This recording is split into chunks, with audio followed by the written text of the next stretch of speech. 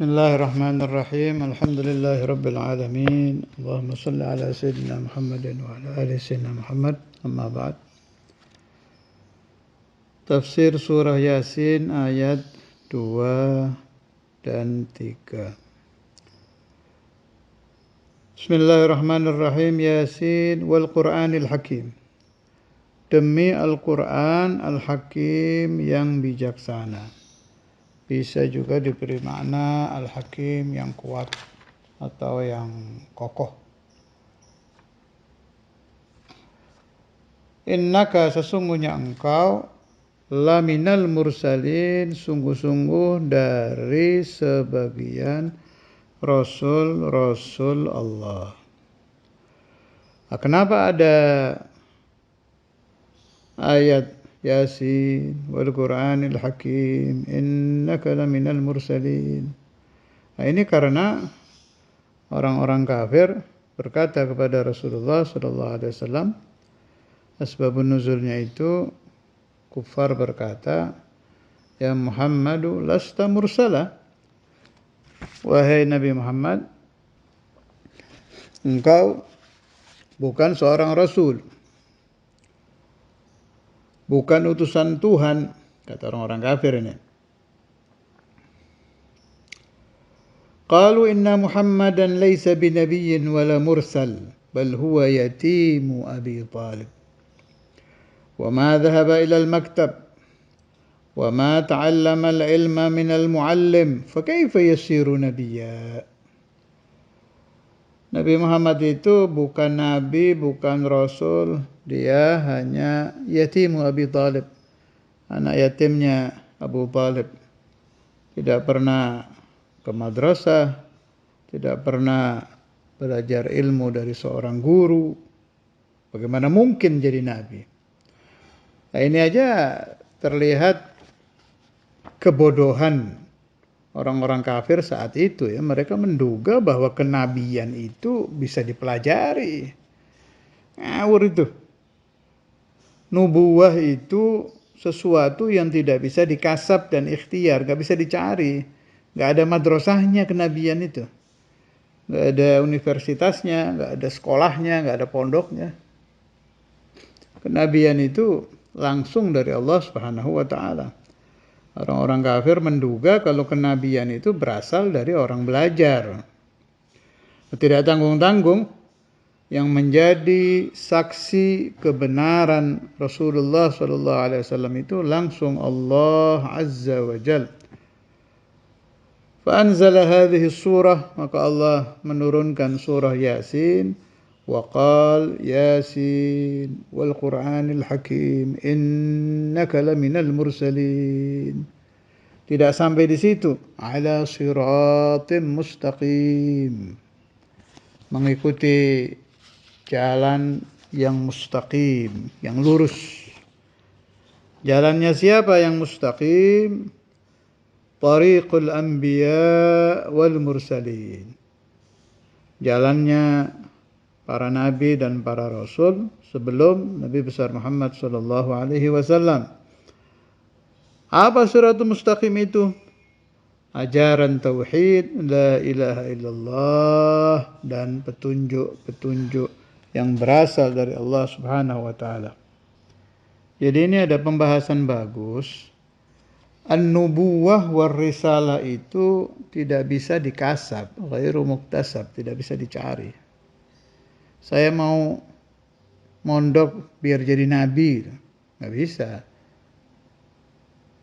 Meskipun mondoknya atau belajarnya itu sebelum zaman Nabi Muhammad, di zaman Nabi Musa umpama. Kita cari madrasah ingin jadi nabi, ingin jadi rasul, nggak bisa. Nggak bisa. Nabi, rasul itu murni pilihan Allah Subhanahu wa ta'ala. Murni fadlullah azza wa jalla, mahdu fadlillah. Enggak ada. Mustahil. Ajaran seorang nabi, ajaran seorang rasul itu langsung dari Allah Subhanahu wa taala. Jelas melalui malaikat Jibril ya, Aminul Hadrah. al-ilahiyah, jelas melalui itu. Ada pembahasannya Kiai Said Syekhuna yang di Tegal itu, yang ahli tauhid radhiyallahu taala anhu, nafa'ani wa iyyakum bi asrar fid dharain amin. Beliau itu kalau baca kitab Sanusiyah atau Dasuki, waktu sampai di pembahasan Anbiya Mursalin itu, kan ada kata-kata gini, fali'annahum law lam yasduqu, kan ada siddiq, amanah, tabligh, fatanah. Kiai Said nggak mau baca yasduqu.